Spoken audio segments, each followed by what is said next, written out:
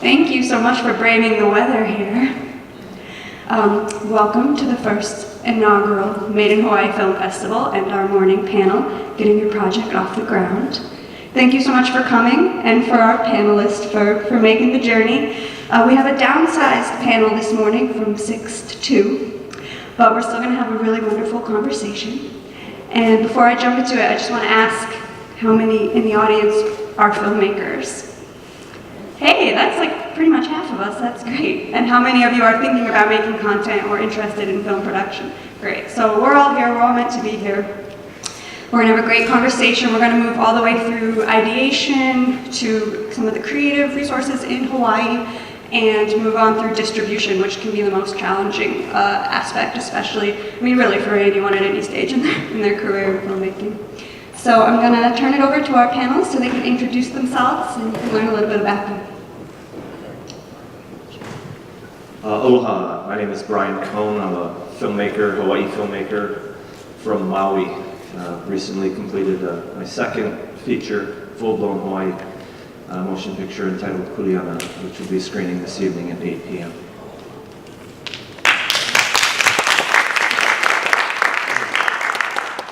Hi, I'm Gerard Elmore.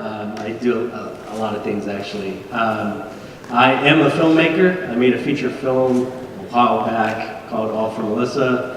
And I made numerous short films that won a bunch of things. And I'm actually a full-time filmmaker. Well, at this point right now, I work a full-time job with Nella Media Group, if you know Flux Hawaii. Or LAY, we're developing a new network of Hawaii local content that will be in hotel rooms and also in different platforms as well as our platform, which is nmgnetwork.com. I also do commercials full-time. So if you see the first one made with Henry Capono, Salvage Public, or Sweeties, that's me. I also am the executive director of Ohina Short Film Showcase, which will be coming here September 28th, which will be showcasing new local films, local filmmakers, and premieres actually on this island. So it should be exciting. Thank you. So I just want to open us up. I'd love to talk about what makes filmmaking in Hawaii so unique, because we are an island and that brings its own kind of strengths and challenges with it. So let's just talk about that for a bit.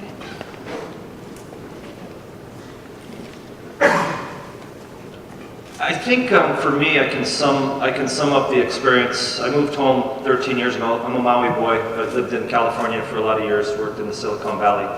And I moved home 13 years ago with a real determination to produce content organically here in Hawaii about us, and for the world.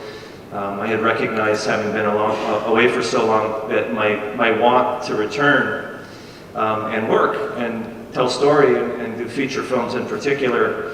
I'd always come home, visit, say, oh, okay, yeah, I'm going to come do this someday. Oh, okay, it's not ready for me. Oh, there's no jobs. Oh, there's no nothing. And I just had to own about 12, 13 years ago that if people like me who acquired this wealth of skills don't come home and put it in service of our culture, of our community, then I'm part of the problem. That I'm going to one day look back and say, wow, it never happened. I never got to do this, but what did I do to make it happen? So I committed career suicide, which was how I always looked at it. It's like, wow, if I move home, it's over. It's the death of my career, and it absolutely was. But it was also the rebirth of something new and organic, and now very meaningful for me. So the one thing that I would like to share on the big part of this is to produce content, feature films in particular, anything, art in general, but to produce in Hawaii, we have extraordinary disadvantages. It's not easy anywhere, so let's start there. But in Hawaii, to do this independently, you're really, really behind the 8 ball. And and we're Big Island, Maui, we're on the outer island, so we're one step removed even from the population center, where maybe there's a few more resources, a little more to work with. So we're at an incredible disadvantage. Every part of this, it's delusional on a certain level to think that this is even possible. However, it is possible, and what I've come to embrace is it's a half empty, half full thing. If you really focus on your disadvantages, you're empowering them. Because the truth is, here in Hawaii, we have extraordinary advantages that people throughout the world, let alone Oahu, Hollywood, anywhere, don't have. So outer island, we have advantages that don't exist on Oahu, for example. So that's where you have to go. You have to really invest in what you have, and you have to be clever, and you have to work together ultimately. Because that's how we're going to get somewhere. You're going to have to share your resources, you're going to have to share your information. And so after 13, 14 years into this journey, the death of one career, the beginning of another one, a very difficult one, but I'm very in touch with what advantages we have, I have, and we were able to leverage that into the feature film that we're screening later this evening, which is really looks like a really enormous motion picture and high production values, and we did well with it. And it was really by playing to the inherent advantages we had and ignoring the disadvantages.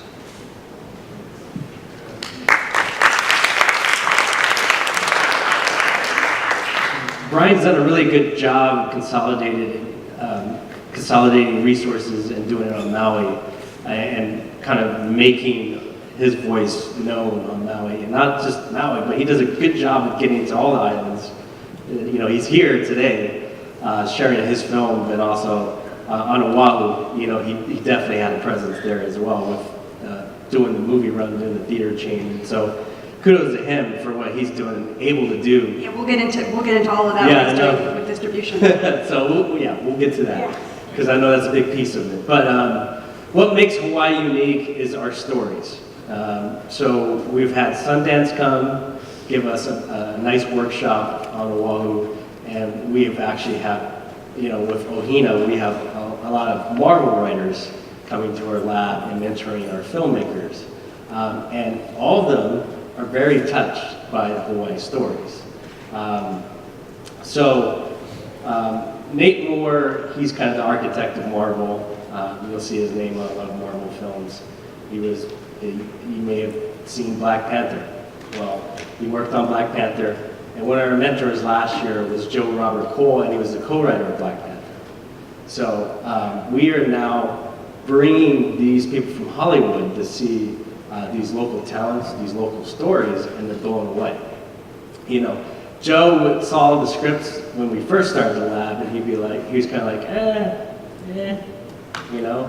Then we educated him about what Hawaii was about, and then the fellows implemented the notes, and then after that, every single one of those scripts blew him away to the point that he was crying. So that's the impact that our stories have. If they're told right, they're done well, and you execute. So what makes us very unique is just the kind of unique stories that we have. Sundance, especially, is looking for the kind of content that we're developing. The key, though, is doing it in the right way.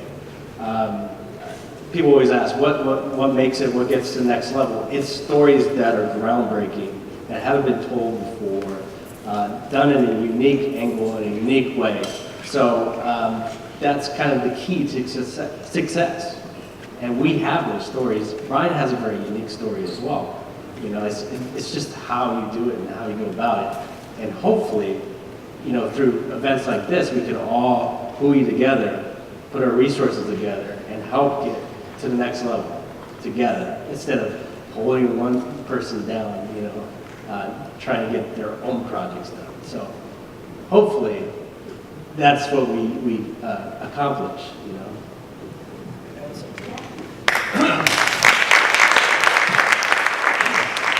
I just want to add on the last thing he said, an extension of working together and pooling our resources. You know, at the end of the day, what we all lack, everyone in this room lacks, and I certainly do, even though we've got some content that you know, has marketability, is we lack an audience, a paying audience, and so that's something I think you're going to hear recurring through this. You're going to hear a bunch of threads. You're going to hear a bunch of threads, and some of them are education, you know, the need for us to get better and how we're going to do that, and you know, and having an audience, because without an audience, you don't have financing, you don't have all these other things, and so above all else, this is why we have to work hard and work together. If I'm only concerned with the motion pictures that I'm creating and not supporting those that Gerard's creating or those that you're creating, and not just helping us all understand how to create better content, but how to get to the market and how to build that audience. Because if we don't do that, we will never have an audience. And if we don't have an audience, we're not going to finance, and then our production values are going to always be held back. So to get there, we have to get there together. There is no Hawaii genre if there's just one filmmaker, or two, or three. We need a lot, and we need a lot of content. That's how a genre gets created, and that's how we'll all be able to draft off one another's energies and success. Thank you. I realized midway through I forgot to introduce myself. I was so excited to introduce these gentlemen. So my name is Eisenberg. I'm the executive director of the festival, a filmmaker myself, so really excited to be here having this conversation right now. So just to tack on to what you guys are saying, some of the smaller things like Justin Feinstone, who is our Hawaii Island film commissioner, was supposed to be with us today, couldn't, but he likes to talk about some of the strengths we have here in Hawaii, is all our climate zones, for shooting, for pulling productions here, as well as our natural production value and what we have available outside. We've all seen a million low-budget indie shot in New York City apartments, but you know, the resources that we have, if we can band together, pull our education, pull our financing, like you were talking about, we have so much to offer. So I think that's really important as well. So I'd love to talk about how you've seen the film scene evolving over the last couple of years. Yeah, I guess I'll start this one. So, I've seen the films evolve a lot. I feel like I've been in this, I may look really young, but I feel like I'm an old man when it comes to this. Because I actually started my career making little short films that went to HIF every year. I actually did like a short film for 8 straight years. And so I was there at the very beginning of things. And it's a roller coaster every year, right? We would have years where it wasn't so good, years that's really good, some years that's you know, but I think now we're starting to get more consistent. So I think we're getting it. And you know, with Ohina, we're trying to elevate it to the next level. So I kept seeing the roller coaster with submissions. You know, sometimes it's just kind of like this, and no matter what, we would always support, and we always want to help them the best way we can. But we finally got the aha moment this year where now we have people submitting scripts as opposed to films. The idea being that we can give the resources that filmmaker needs to get it looking like how it should, and also get the mentorship they need to elevate their scripts, their stories, and take it to the next level. We're now providing funding for some of these short films before they get to like a creative labs, which is another lab that is available that people are utilizing, and then they can make their feature film. You know, idea with Ohina right now is you can make a short film.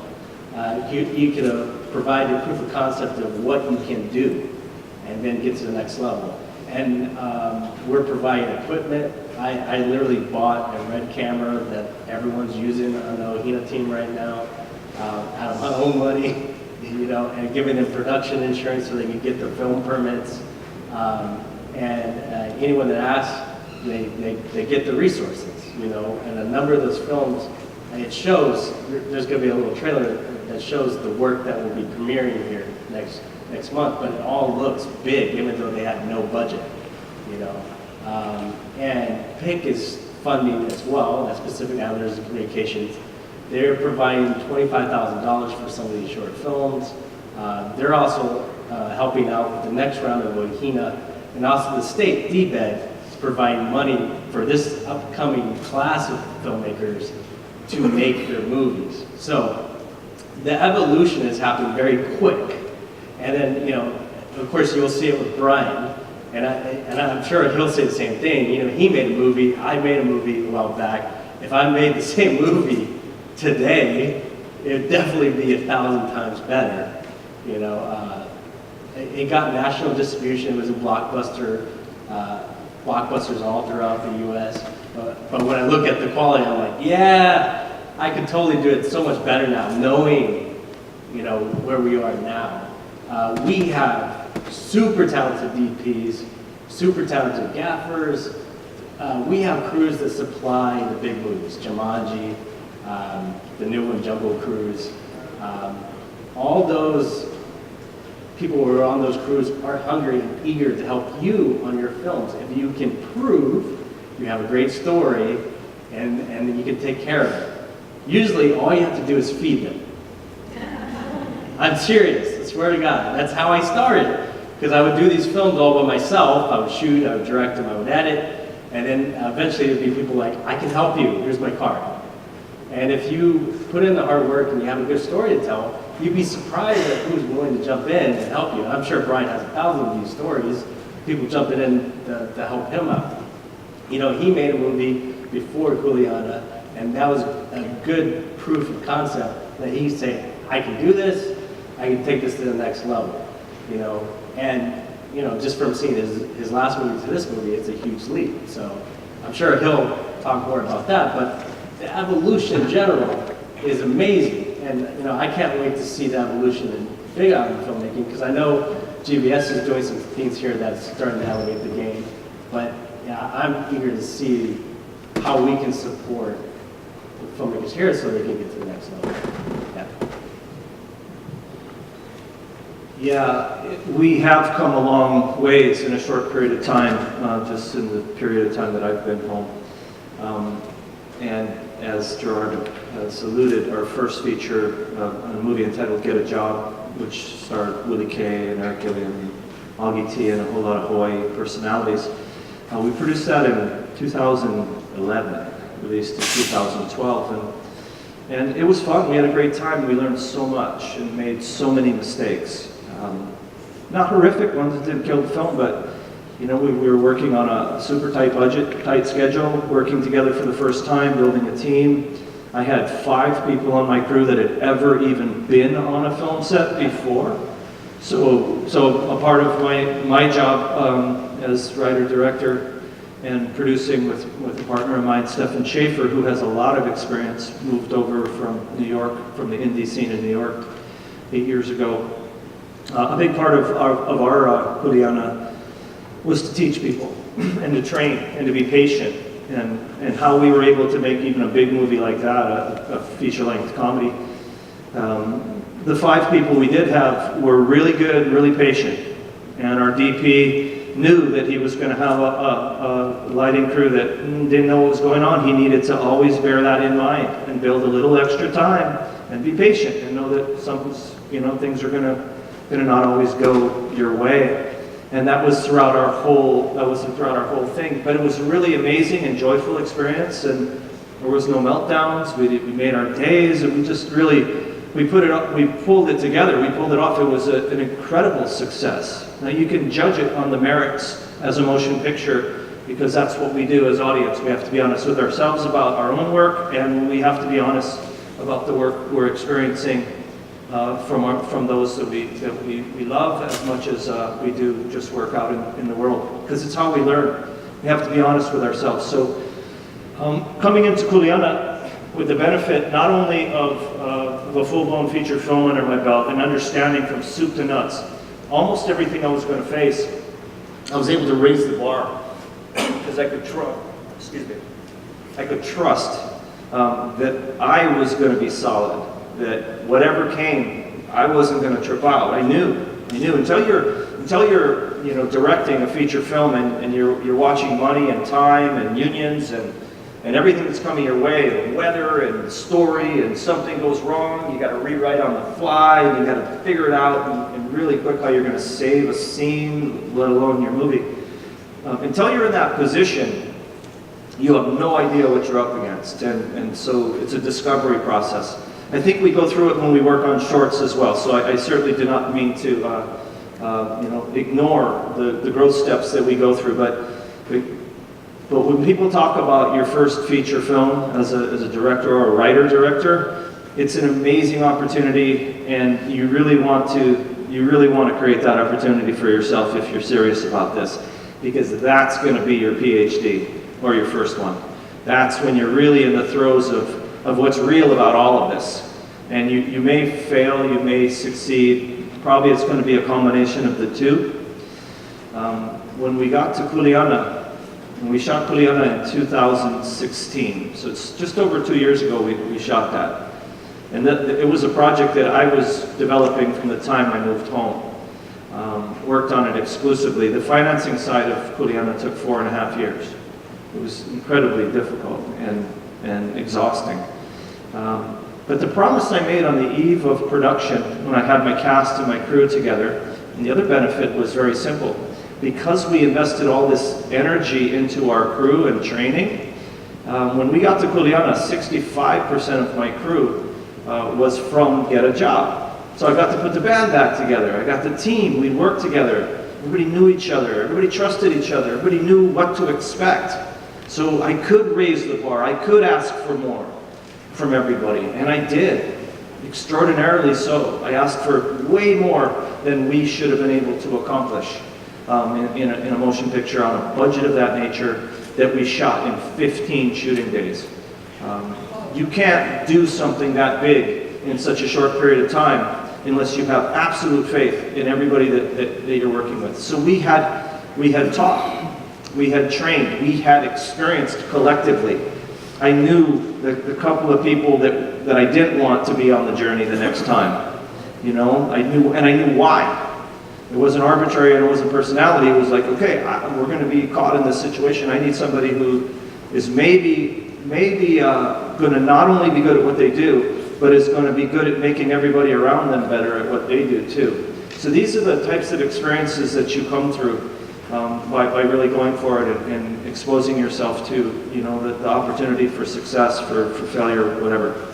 The promise I made my cast and crew on the eve of production for KULEANA was that I wasn't going to make the same mistakes that I made on Get a Job. I was going to make a whole lot of new ones, you know, because that's practically what we're up against. And everybody who makes movies in this room, anybody who's gone to film school, anybody who's been in this game at any level for any length of time will tell you, you cannot learn what not to do by osmosis. We can talk at great length about all the train wrecks and all the things that we did that we screwed up that caused this or went that. And I can try to glean the lesson from whatever Gerard or Zoe might have experienced. But until I make that mistake, it's not going to be real. I'm not really going to know how to prevent it. I'm not going to know how to deal with it in the moment. So there's absolutely no replacement for the experience. So in summary, the growth we've taken collectively throughout the state of Hawaii has come because we're actually doing it, and now we're doing it more, and there's more of us. And 10 years ago, or when I was through town doing Get a Job here in this theater 6-7 years ago, we could have had a film panel and there would have been 3 people in this room. And now there's quite a few more, and many who would love to be here, I'm sure. So that's what's really going on. We're making movies, we're working harder, we're making a shit ton of mistakes, and that's really, really, really good for the long-term health and growth of a homegrown Hawaii motion picture industry. Thank you.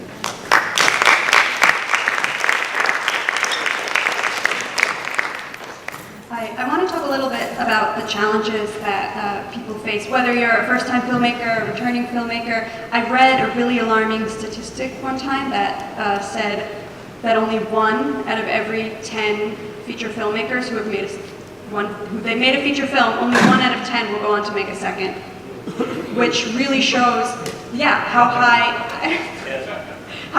it's a high burnout rate.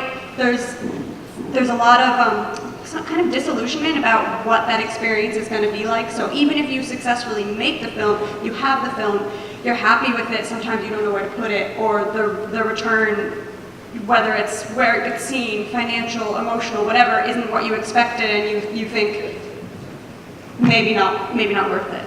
A lot of people. So, they also say, if you could be doing anything else, if you'd be happy doing anything else with your life, go do that. They say that about filmmaking. But yeah, so I'd love to sort of talk about some of the specific challenges people come up, especially in this state. Yeah. First time filmmaker, you're going into the unknown. You've never done it. Even if you've been on sets before, until you're in charge of the whole thing, until you're driving the bus, you have no idea what you're going to run into. You don't know how people are going to perform. You just have no clue. So you have to get through it. And I think one of the reasons why a lot of people don't do it again is because the chance of a real negative experience is fairly high. If you have to deal with financing, the business side of these matters, it's extraordinarily difficult. And most who dip their feet in the waters of that don't ever want to do that again. There's a lot of good reasons for that. You have to develop the business acumen, which is maybe not the same thing as knowing how to make a movie. You have to know how to do all of this other stuff, And then the marketing side of any project. I mean, even marketing a short, which is so simple as going to a film festival. This is complicated, as we all know. Well, with a feature, it's even worse, because most of the time with a feature, documentaries are different, because documentaries often get funded through grants and other things, so you're not facing the same pressure, investors. So if you make a feature film of any size, you have investors. And some of them may be really cool and don't care because they got all this money. But I know for me, with the first one, our investors were really cool, just saying, no, this is really great, we're having a good time. That wasn't good enough for me. I was really, really putting that bar high enough to say, no, I want to succeed. I'm going to push, I'm going to go. You're going to get money back, you're going to this. Because if I don't learn how to do that, then how can I expect that I'll be able to do it the next time? So you face this huge climb for your first feature. And I came out of it going, God, it could never, ever be so hard as that. Whoo, I got out of it now. Ooh, the second one, this should be a breeze. And then I had people who'd been through it, who are a little further up the road, saying, oh, no, dude, it's harder. So what do you mean? The second film is harder. How could it be? Now I know what I'm up against. Because no, it's a lot harder. And I think the core reason for that is if you're any good at what you do, you come through that experience aware, conscious, you've debriefed, you've had plenty of time to look back at what you did right, maybe what you did wrong, what you might want to do different. And inherently, if you're a responsible filmmaker, I believe you raise the bar. And that is so it's this reason the second one is so much more difficult. Why there's such a drop-off is because you raise the bar. And then that bar is higher. You know you need more money. You know you need more time. In our case, we didn't get more time. I had to accept the fact, get a job, I had 21 shooting days, which felt like, whoa, hell. And then if I was going to do KULEANA, I was going to have 15. And I had to find a way to make that work. And I did. I did. Largely on the experience of get a job. I could rewrite the movie based on what I learned about locations, how to share locations, how to set things up, how to limit your company moves, how to do certain things. I was more clever. I was able to shave 5 shooting days off just by being smart and clever and practical, if such a thing is possible with a movie of that size. So the second film is definitely absolutely harder. And it better be, otherwise you're doing something wrong. Because the last side of this, if you're trying to build a career, if you're just, meandering, and it's just a joy, to make movies and to be on a set, but this is where you derive your pleasure, have at it. I think Most of us are trying to create a career. Most of us, it's our dream from the time we're here. I want to make movies, and for me, I want to make them myself. I want to be an indie. I want to know every side of this, soup to nuts, all the way through, distribution, which I'm dealing with now in a way that I did it the first time around. So, second motion picture, you're going to get a free pass on your first one. It's your calling card, it's your experience, it's your growth thing. People in the industry, people you're going to for financing, other producers, they're going to look at your first feature and they're going to judge you honestly and harshly, but it was your first feature. So you get a free pass. Everybody's always kind of looking at you going, okay, cool, you did really good, but you can do better here, and they'll gauge whether they want to work with you or invest in you based on whether they believe you can do better. So that first feature is really important to get on the map. But that second feature is what you're going to be judged on. If there will not be a third, trust me, there will not be a third if the second's not really great. A lot better, and then, and that's the other thing, if you make another feature and, you go through hell again, boy, what courage it takes to want to go back for a third at that point, if now the world's not saying, hey, we want to help you do this. So the second film, you raise the bar, and as a filmmaker, that this is what you're going to be judged on. Any career that you may think you might have in this industry is going to be absolutely hung on whether or not your second film really blows people's minds. This is just the basic truth. No pressure. Okay, I'm the guy who hasn't made the second feature yet. It's been about 11 years since my feature film, and it was very successful by all standards. It got picked up national distribution, and it did phenomenal when it hit. I guess everyone has different reasons why the second one is so hard, but I'm going to just say ignorance is bliss. Because I went into that first feature saying, no problem, because I made tons of short films up to that point, so I was like, I started off as an actor, and the reason I became a director is because I wanted to act in things. So no one was giving me things to act in. And the funny thing is, when I became a director, I finally got things to act in. So it's weird how this worked. Because when I made my feature film, I was acting in it too. And tip everyone, that's hard to do. I recommend not doing that. I don't know how Ben Affleck or any of those actors really direct themselves. I think they're lying. Don't do it. But I spent my own money to make my feature film, so it's a financial toll. You're doing something that you believe in. My goal in that feature film was not to make my money back. I just wanted to get distribution, to get it seen. I believe it was the first local film to ever get on the front page of Hulu. Apparently, because that's what they told me. It was the year Super Bowl ad when Alec Baldwin was an alien, and so I had people calling up, "Hey, you're on the front page of Hulu." I was like, "Yay!" And then you see the comments, and that's when trolling began. And I actually feel like that's when I became a real filmmaker. When I saw those comments, people outside of Hawaii that were just going to town on my movie because they're watching it for free and not paying for it. I kind of curled up and said, "Oh, damn, did I make a bad movie?" But actually, I soaked it in and I said, "No, I made a good movie." I know I did, because after that, I got comments from people all around the U.S. saying, "Hey, this is an awesome movie. Thanks for making it." And I had people that reach out and say nice things occasionally. I even had people like, "Hey, I'm from Texas. I saw your movie in Blockbuster and it was good." So for every bad thing, there's a good thing, and every film, you cannot win everyone over. It's just impossible, no matter if you're Spielberg or anyone. And so that does take a mental toll on you. But I embraced that, and my reason for not doing the second one, I actually have a lot of feature films that I've been trying to make. But for me, it's more time, because I made a career making commercials now, and I make a good career doing it. So I've done a lot of work for commercials, and it sucks up a lot of time. It does help me perfect my craft, because I became, the first thing I became is an editor. Then I became a DP. Then I learned how to gaff. And then I learned how to edit.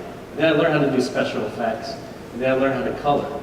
So I promised myself I'd figure it out, because I wouldn't burden the people asking more favors on my second go around. So now I feel like I'm in this endless cycle of not having enough time, and knowing I don't have enough time because I'm going to do it all by myself, or I'm going to pay people, and I just don't have the time. And also, you know, part of the reason I haven't made the second feature, although technically I have, because I've done Augie T concert films, and I have made documentaries, and I'm making a documentary right now that's feature length, but I'm talking about a narrative. The reason being is that I really believe in building the infrastructure of Hawaii first. So I am throwing in everything I got into what we're doing with Ohina and supporting the local filmmakers, supporting the infrastructure first, believing in that first before I go round two on these scripts that I've been trying to make. So happens, one of these happens on Big Island, and I've been like talking to people about doing it here, but you know. That's actually a perfect opener for where we're going next, but I first want to say that Briane just terrified me. The trailer for my second feature is premiering today in front of all our programming, and I'm really freaked out about it, so thank you. So I like what you're saying there, Gerard, kind of about opening doors in the filmmaking community here that you'll then be able to walk through later, which I think is what we're all helping each other do that right now. So I'd love, we touched a little bit on some of the creative resources earlier, but I'd love to just spend some time, you know, diving a little bit deeper. We don't have, you know, Kiara Lacey was going to talk about PIC today, so we don't have everyone we would have, but I'd love for us to talk about what we can. Yeah, and I can touch on this because we are trying to build the resources for this. And there are a lot. I think it's just a matter of getting all the islands to tie into the same resources. Because Brian can talk probably about the Maui resources, but there's rental companies, rental companies out there that are supporting short films if you do have proofs of concept. Because here's the thing, I always get asked the question like, how do I fund my movie? How do I, find that money? And it's a business, everyone. So if you're starting your business with no product, like no resume, no portfolio, no films, you're not going to get funding, because people are putting money into you and your vision, knowing that you're a trusted business, you know? So you need to have something, you have to provide something as proof, right? So I realize that, and so that's why I think short films really are your gateway in, and that's why we're starting there. And Ohina, what we're starting to do is we're finding the resources and the money to help you make films. We are limited to how many we can make, and that's why it's becoming competitive, unfortunately, sorry. But it's a start, right? Competition is good, because Yes. we all are going to have to And get it is better. elevating. Just from seeing what's coming out, the scripts are phenomenal. Like, our talent is great. And so when I see that, I get excited, and I forget about all my projects, you know? And then, literally, I do. It really does excite me when I see really good material being made here. And I personally have a lot of gear, like equipment and lights, and like we had 5 filmmakers, and a lot of them, they were on call. I was like, do you need the camera? Okay, what days do you need it? And it's not just a rinky-dink camera, everyone, it's a Red. And so they would have the Red for free. They can make their movies knowing that they had someone I could trust on set. Some of them needed gaffers, take some gaffers from my commercial production, move them over to their set. And those gaffers were happy to help them out, you know, and they work on these, you know, $100,000 budgets for commercials, and no problem. right? And so we're doing more of that on Oahu. We're trying to reach out to Maui. We're trying to reach out to Big Island. And the state is trying to do that as well with Creative Labs. So Creative Labs is another resource if you have a feature film or a series or something that is viable. Those are much more long-term, bigger ideas. They're coming to the neighbor islands and they're giving mentors to help get you to the next level. I really do think it starts with the script, and Ohina is doing the same thing. We're providing mentors, but we're doing it more at a micro scale so that you can do your short films, get your proof of concept, and then go to Creative Labs with a really great short film that you can sell with your idea, your feature-length idea. And I think that's super important. Now, where I'm pushing is I want really good ideas to be made really well. So, like, if you guys come up to us and you have a really great idea, there is a way to get it made. It's just a matter of pulling you guys with the right Big Island filmmakers. I think that's something that's the way to start at first, right? But we are trying to find the funding to develop more IP here. I work for a company that's trying to be another resource, and that's Nella Media Group. We're developing a network that's going to go into hotel rooms. We're going to try to find the funding to help fund even more intellectual property, more short films, and hopefully that will pull into a feature film fund that DBED's very interested in doing, and Creative Labs. So that may happen as well. But everyone has to start somewhere. So don't do your feature film without doing those short films. And if you do a short film, don't be afraid to ask for help.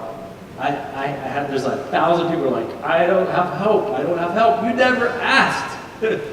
Ask me. Ask us. I can guarantee you I can find you help. Guarantee. So, yeah. Jesus. So,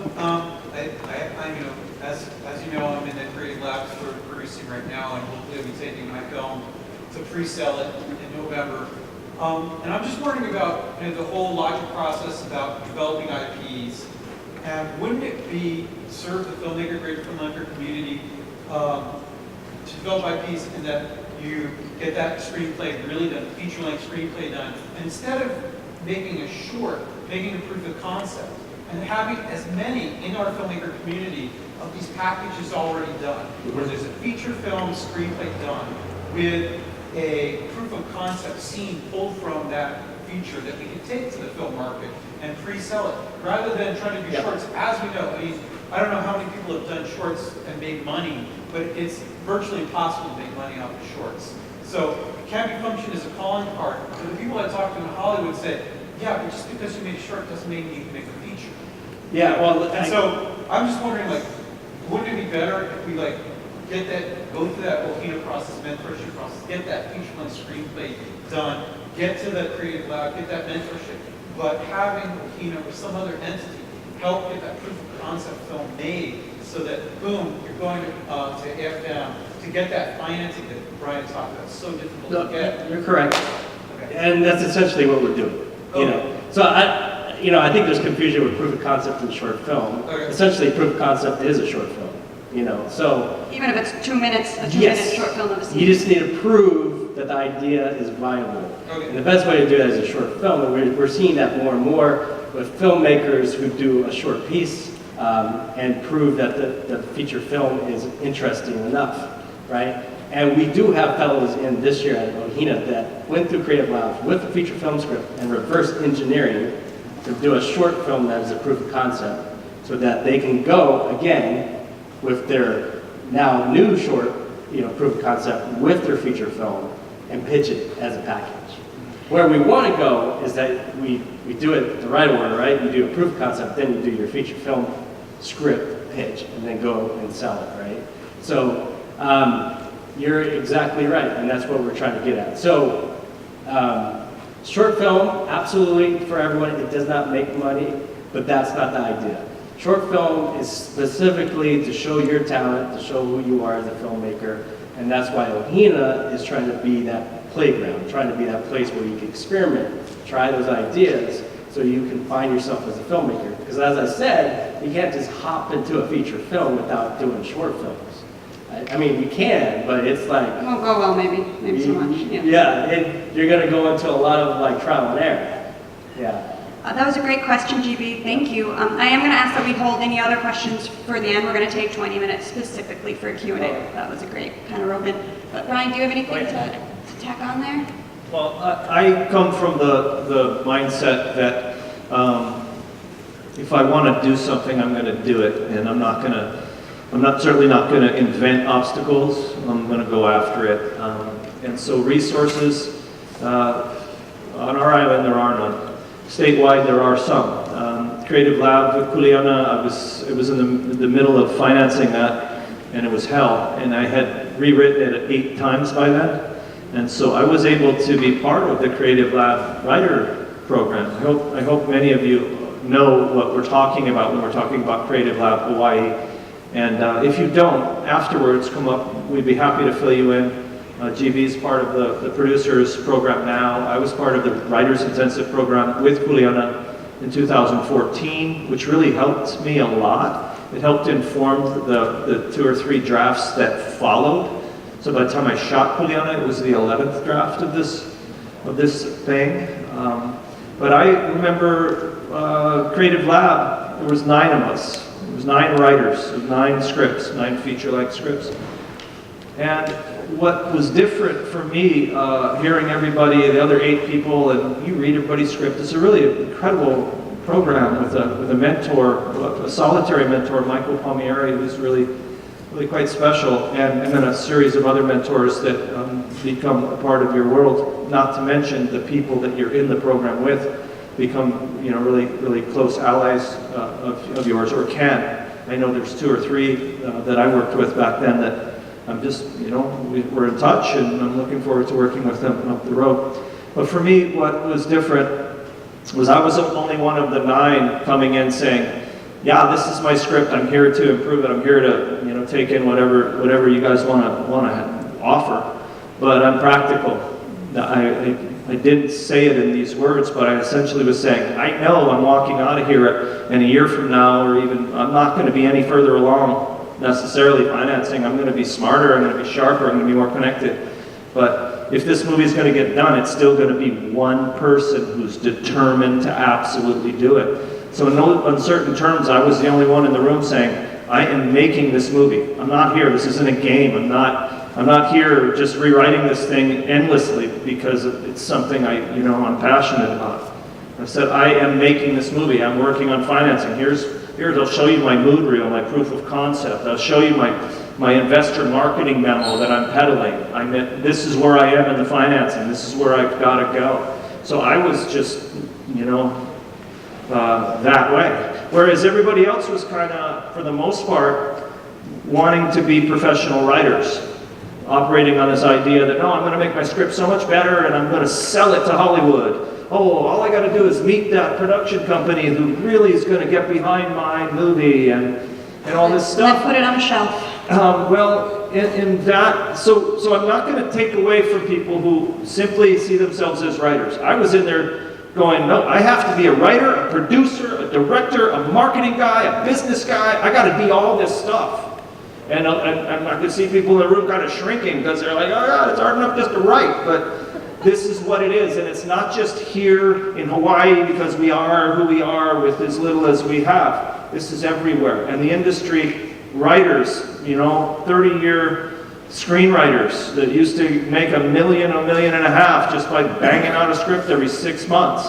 They are now making far less, having to work on spec for the first time in 25, 30 years.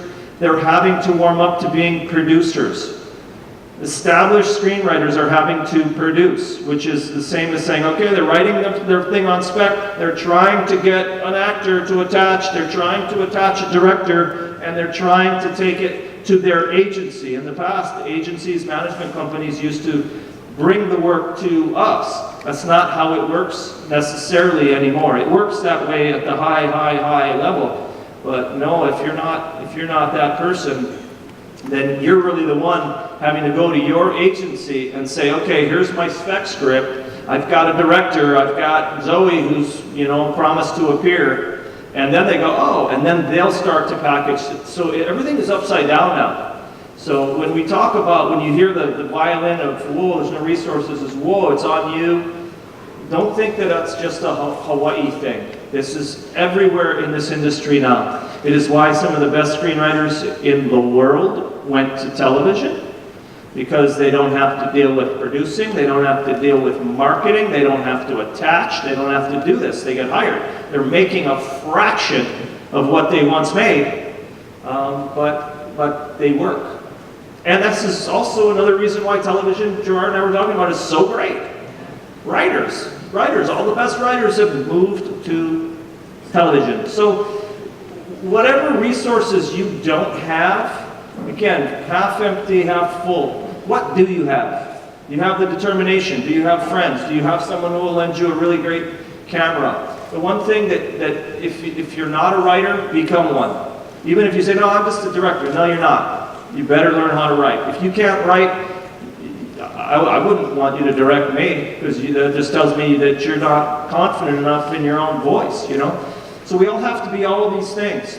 And just because you want to just be a writer, okay, warm up to developing the chops to producing. You know, you may be able to sell your script, your work, or get hired as a staff writer, in which you won't have to deal with a lot of this other parts of it. But you know, let's remove the delusions of this particular industry, and realize that you're going to have to do whatever it takes with whatever you have or don't have.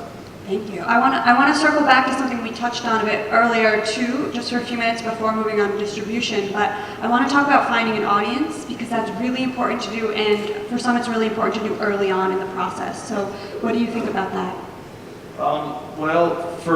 And I'll just speak practically about the cycle I'm still in with KULEANA. KULEANA was completed in 2016, or completed, did film festivals in 2017. 2018, this year, we've just done a theatrical run of Hawaii and Guam as the first Hawaii product to make it to those screens across the state in almost a decade. So I'm still in this cycle of finding an audience. So how do you find an audience? We started on some level because of Get a Job, the first feature. So we knew with the completion of KULEANA, at the very least, there was name recognition. My name, Stefan's name. We were gonna get a look on Maui. We were gonna get more than just a look. We were gonna have a huge audience waiting to see it. On the other islands, I couldn't make that assumption. I definitely have an audience personally on the outer islands, because I go to them a lot for various reasons. Oahu is a really, really big and difficult animal. It's the population center. It's busy. It's noisy. There's all kinds of reasons. I'm not meaning to say that Oahu's a pain in the ass. It's just a major metropolitan area, and it doesn't matter what you got. And any assumption that I might have held about, yeah, but if you have recognizable people and a good story, people really want local content. Okay, Get a Job. I had Willie K, Jake Shimomukuro, Augie T, Henry Capono, the list goes on of household names in Hawaii. It was near impossible to get people on Oahu to care, let alone to get their attention. That's just the facts. And if you don't have the money to buy your way past that, you rely on your friends in the entertainment industry, the DJs, and I know I'm painting a really stark picture. It's probably even darker than that, because I'm just not off the turnip truck. I'm good at what I do. I've been producing music in Hawaii since 2004 with Willie K. I've produced shows in every venue in Hawaii. I know all the media people. I have positive relationships with everybody. And so even with someone who's done the work, it's still really, really hard. So coming into KULEANA, I had more of an idea of what I had to do.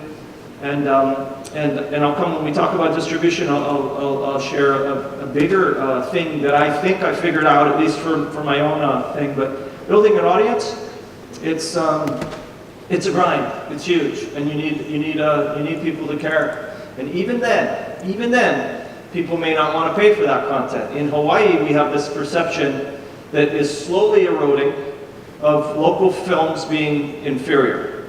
You know, you hear people say that, local films suck, I went to that thing. Or what I hate hearing is when, yeah, I'm going to go to your movie because I really want to support you. I'm like, don't go. Don't go there to support me. Go there because the content has merits on the surface that interest you. Don't enable me. Don't show up just because you sympathize with me. That's not getting me anywhere. It's not. I don't need that delusion to think that I have an audience, and the only reason is because you're my buddy and I bought you a beer once. That's not happening. So we have to overcome this, and slowly we have. My determination with at the HIF, we were at the HIF last year, and for a lot of filmmakers in Hawaii, the HIF is the golden rainbow. Oh, yeah, I have a feature in the HIF. Great, cool. For me, no. Set the bar much higher than that. The HIF is a great film festival, extraordinary, highly respected. If you just put HIF official selection on your poster, that means something, because this is a real film festival, globally recognized. So that's a good thing, but as the Hawaii filmmaker, that can't be your rainbow, that can't be your final destination. That's a graveyard, if that's what you think is going on. So at the HIF last year, I showed KULEANA, and in the Q&A, and in a panel and some others, people were saying, okay, so what's next? And that's where I was, I'm determined to get this movie in the theater chains in Hawaii. I'm determined to attack that obstacle. Get a Job wasn't able to do it. I know many other people who have made features over the years couldn't get in. Couldn't. Last year I had a sales agent in Hollywood that was connected, that was as committed as I was, I thought, to at least getting theatrical happening in Hawaii and to sell into TV and all this stuff. As the year went on, I wasn't seeing these deals being done with the theater chains, and their office is around the corner from the national headquarters of Regal. They're saying, oh, we got good relationships with Regal and Reading, which is consolidated, the dominant chain on one of the dominant chains on Oahu in the population center. And I just kept hearing, oh well, okay, yeah. And at some point I realized, you guys aren't going to pull this off. And they said, yeah, the theater chains, they don't see your movie as as a theatrical event. We're talking about Hawaii, a movie called KULEANA. This is insane. What upside down world are we in? So that wasn't good enough for me. So I set out to fire them. When you're in a contract with a sales agent, it's really hard to get out of it. Near impossible. It's bulletproof. So it was going to be, I was going to have to sue them. So I made it clear that I wasn't going to do that. And then it took months and months. So at the HIF in November, I knew I was in the throes of, wow, I may have to be suing. I'd love to be talking to you about how successful our movie is right now. But in my brain, I'm going, damn, I got to sue these people, and I don't have the money to do that. Talk about where are you going to get some resources to sue somebody who knows exactly how to take advantage of you. I'll come back to the distribution side of it. And this insidious business model that's emerged over the years, evolved. So at the HIF last year, my answer was, KULEANA, we're going to theaters. We're going to open in theaters statewide in 2019. And you hear, from the filmmakers especially, the air leaves the room because how are you going to do that? We haven't done it. No, we can do it. You can't do it. How are you going to do it? And for me, it was the same thing as stepping up in Creative Lab and saying, yeah, I'm here to make my script better, but I'm going to be making this movie. This is what I'm doing. This is how it's going to go down. And so I got out of that deal at the end in December. I rested, and January 1st I set out to kick those walls down with Regal and Reading and Consolidated. And we did it, and we opened March 30th. Thank you, Brian. I want to let... We're just on the lines of distribution, so I want to let Gerard get to anything that you'd have to talk about audience building, and then we'll just cruise right along into that. I think we potentially have solved this up here. Yes. He can do neighbor islands. I can do Oahu. Yeah. Right here. Yeah. We'll make it happen. Because I feel like it's the opposite for me. I think Oahu is like our domain, and we have the resources and everything we need to do anything we want over there. And people are very supportive of what we're doing over there. And Oahu is easier for us because we just know so many people. And you have the Ohina brand, which is a really respected brand as well right now, right? Which is what we were talking about before we were here, because Ohina's been around for 19 years, but I think people only know it's existed the last 3. So this is part of the problem, because part of it is we were only on Oahu. It was a very small showcase. And it's actually pretty much what you're doing here right now. The moment it changes, we went to the neighbor islands, and then we have invested a lot into our marketing. So it's on TV, you know, it's on, we go on the radio, we go on TV, and we do all the rounds that you have to do. And our attendance has really sped up. Like each year, it went from like 300 at a smaller festival to 600 to 800, and it looks like we're going to sell out this year. So that's massive growth really quickly. And part of that is believing in the venue as well. Because we came here last year for the first time and we didn't know what we were going to expect, but there was a good crowd that showed up. And we're hoping that happens again this year. But I think it just takes brute force and just letting people know about these things. Because every time, it's an easy pitch, right? Local film, KULEANA, it's a great story, come check it out. Oh, that sounds great. There's not a lot of local films. But on Oahu, there is a lot of different events, so it kind of crowds it out.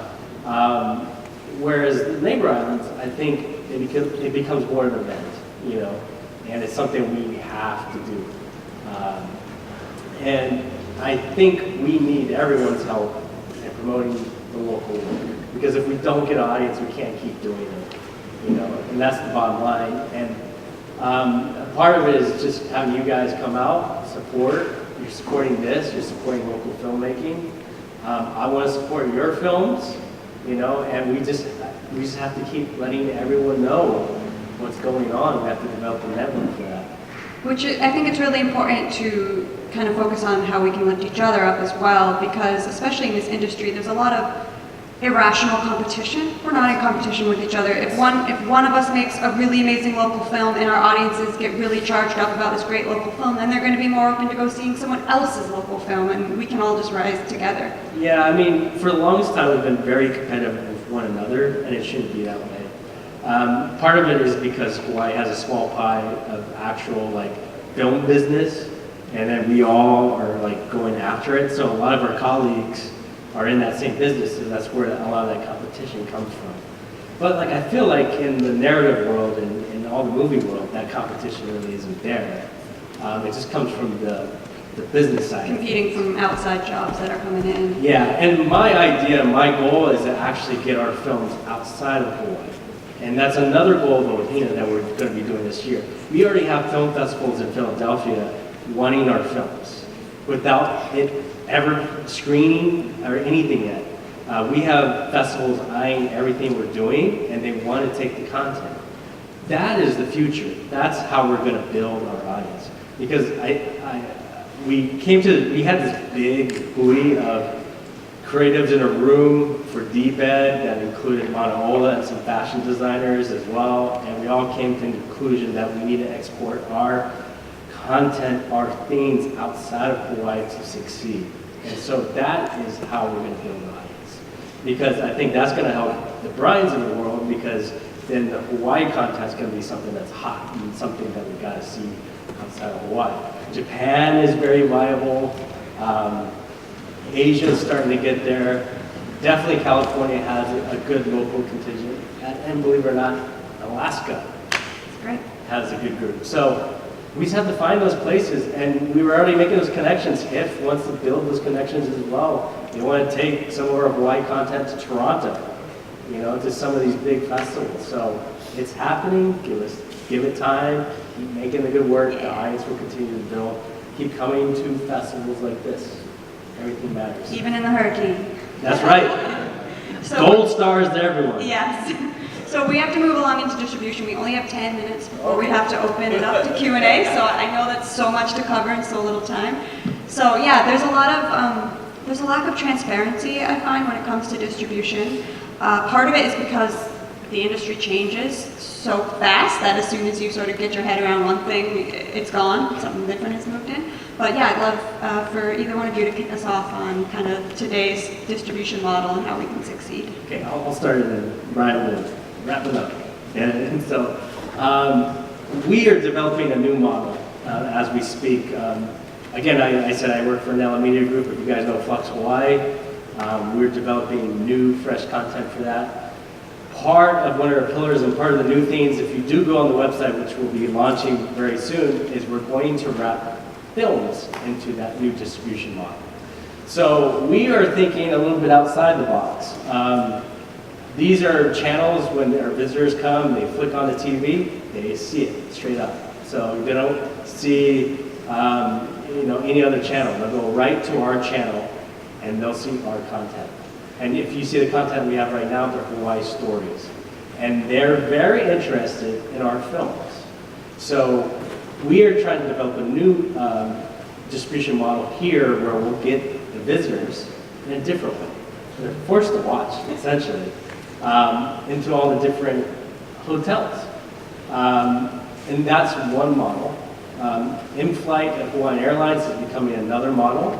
HIF has a good relationship there and taking some of that content and going onto Hawaiian Airlines. The DVD model, dead. The Blu-ray model, dead. So that used to be like the standard, and I remember when I got that deal, I was like, yes, made it. No, sucks.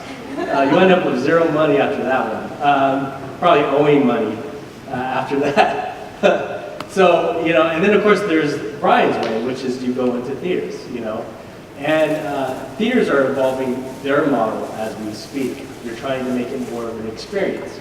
And Ohina, Made in Hawaii Festival, those are experiences that we try to wrap films around, so the audience comes from the other films, comes as a group, and we get a lot of people coming together in support of this. But the future is exactly what I kind of hinted at, outside of Hawaii. And so this network that we're talking about is going to be in Japan. It's going to be on the mainland. It's going to be in Portland, Oregon. We are going there. We are looking at Japan next. And we're going to try to go global. And this will be a little clever way of getting our films in there, as well as some other films as well. It's going to be one step to getting there. The Amazon, iTunes, VOD, Spectrum, all of those we've done.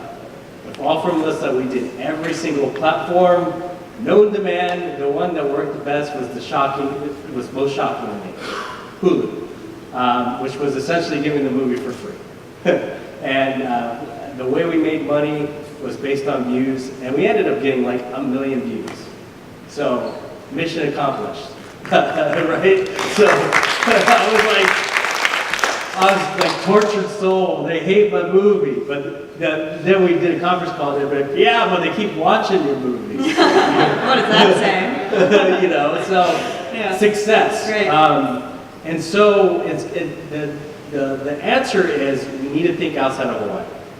And we are trying to help facilitate that, but you have to look outside of Hawaii. Hawaii is not big enough to be the end all. And Brian hinted at that too. We got to go outside of Hawaii. We got to aim big.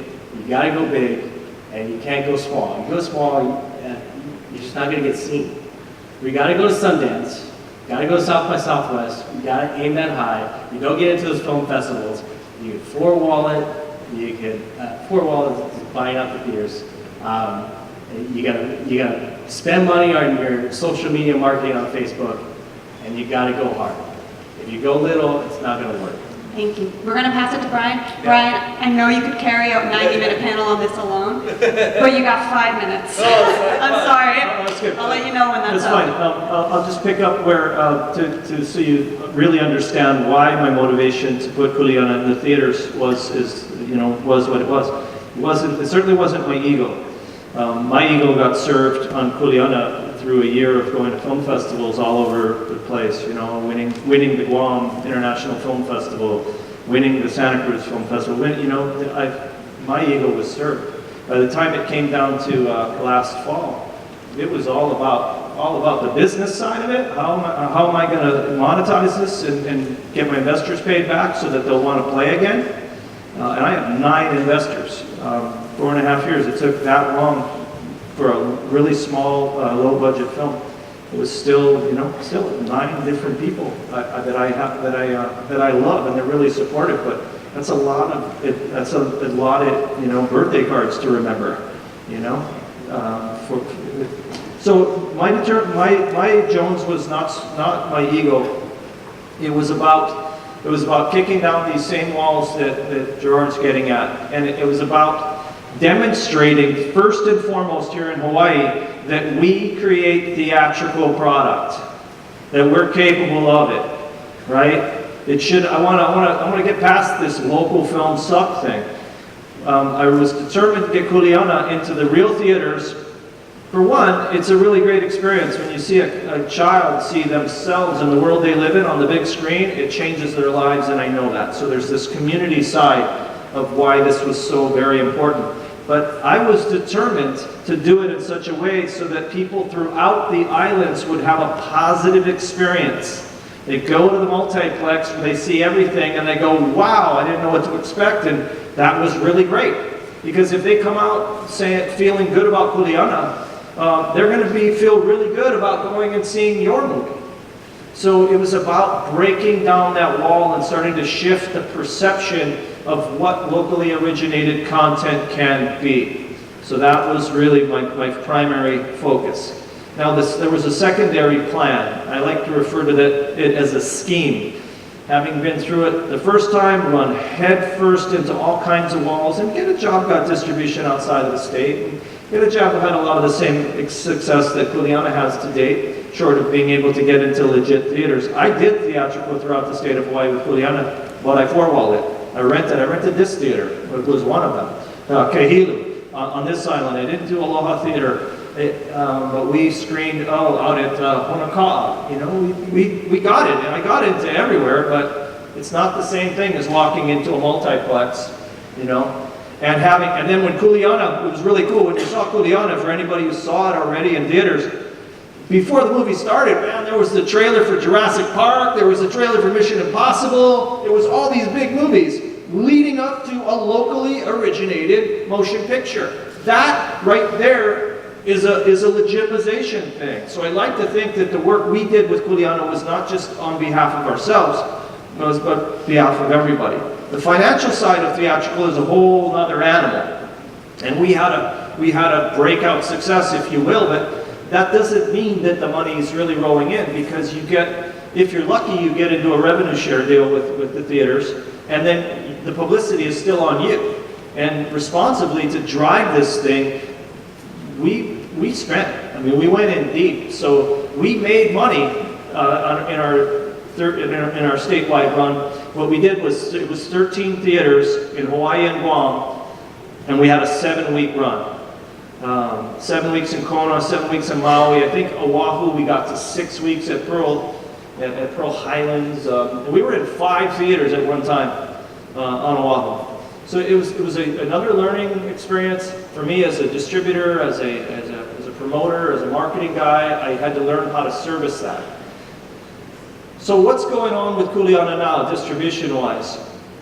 And I'm going to try to make this real succinct.